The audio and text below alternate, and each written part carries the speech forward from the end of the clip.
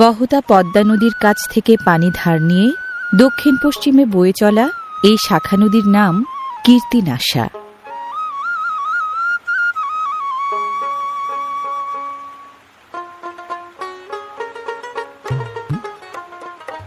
বাংলাদেশের দক্ষিণ পশ্চিমাঞ্চলের ৫৪ নম্বর এই নদী বইছে শরীয়তপুর জেলার নড়িয়া ও সদর উপজেলার বুক চিরে।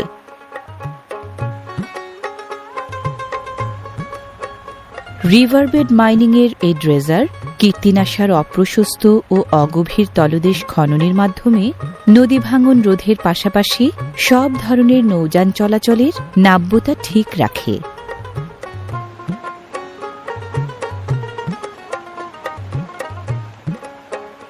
ভাষা সৈনিক ডাক্তার গোলাম মাওলার নামে নির্মীয়মান এই সেতু নড়িয়া ট্রলার ঘাটের প্রায় ২০০ মিটার উত্তর পূর্বে।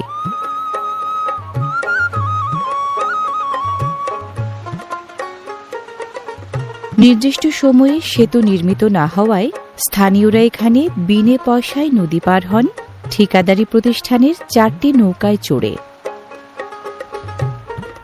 আরও এক নাম আছে এই নদীর, পালং।